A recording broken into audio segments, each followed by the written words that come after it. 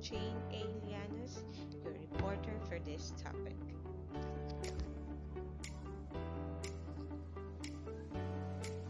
Adolescent language.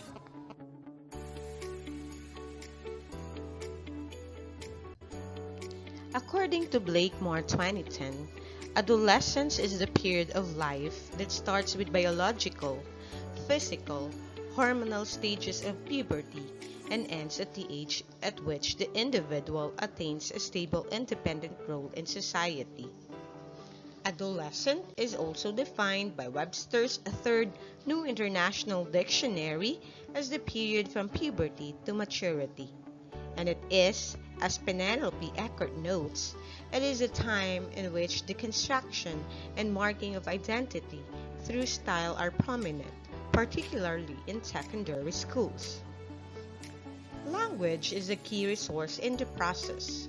Language development during adolescence includes sophistication in the use of words. As they develop abstract thinking, adolescents become much better than children at analyzing the function a word plays in a sentence.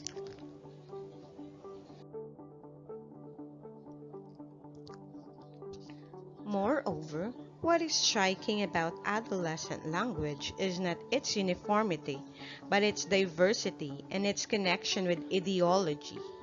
As adolescents choose to adapt or avoid various linguistic resources depending on their ethnicity, gender, orientation to school, and other factors. Adolescence is a time in which teens invest deeply into social groups and how they are perceived. We often hear the adult lament that adolescents are irresponsible, sloppy, imprecise, faddish, profane, and overly flamboyant speakers of English. It is traditional to view adolescents in our society as sloppy. They leave their clothes on the floor, rebellious, they don't do what they're told, and irresponsible, they forget their pencils. Some worry that they may even hurt the language, as though they were tagging the lexicon with graffiti or kicking up the grammar with their Doc Martens. Adolescents tend to use words that adults can't understand.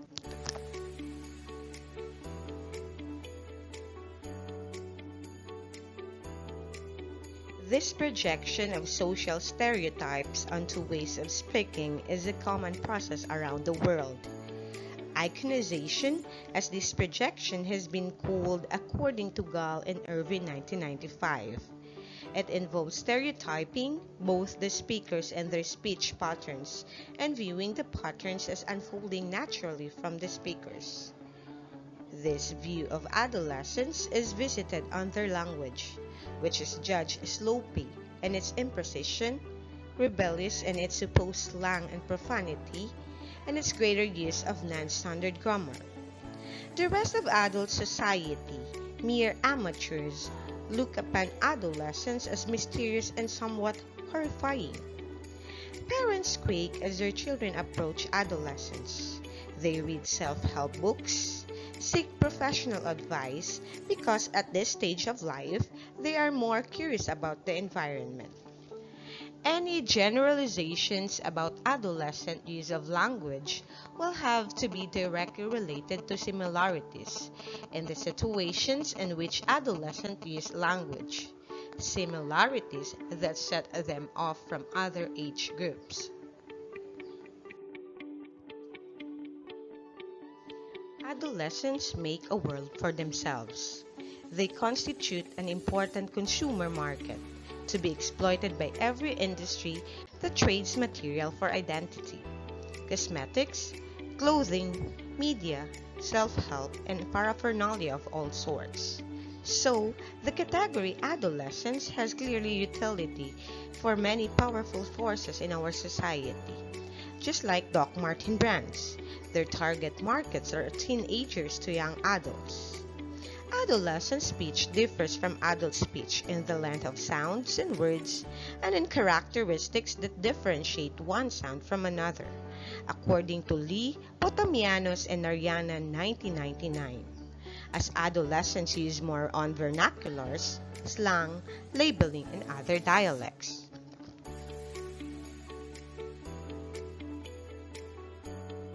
The power of age. There are two characteristics of language of an adolescent. One of these is sarcasm. Sarcasm become increasingly adept in irony through interaction with their peers, becoming more proficient in identifying and responding to it. Some adolescents tend to talk and respond sarcastically.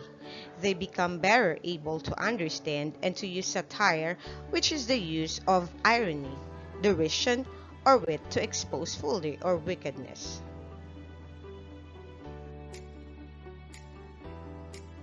Another characteristic is what we call code switching, an additional skill that adolescent picks up where they can easily switch between different types of communication based on their environment.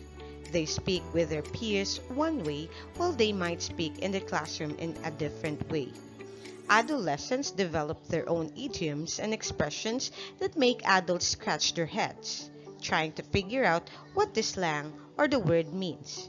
Just like, for example, emo, which means if you're all emo, it's like a drama queen, a slightly older expression. Additionally, the vocabulary of an adolescent grows increasingly complex, where teens know approximately 30,000 words by the age of 18.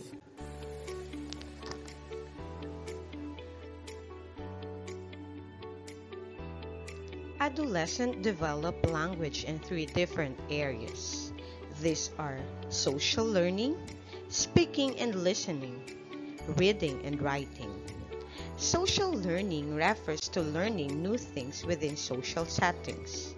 Adolescents tend to use the same language and dialects as their peers in order to fit in.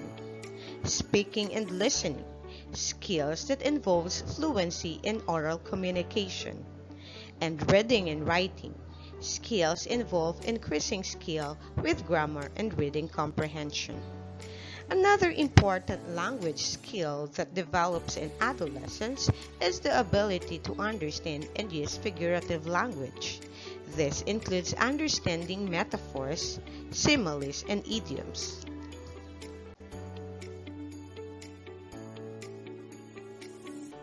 As a life stage, adolescence is generally compared with adulthood, rather than with the life stage that precedes it.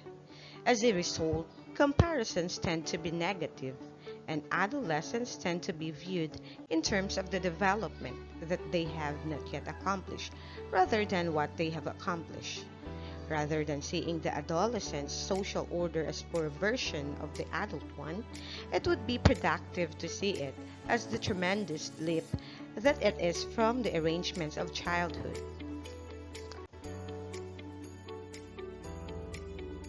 Before I end this video, I will leave you this quote. In order to control myself, I must first accept myself by going with and not against my nature.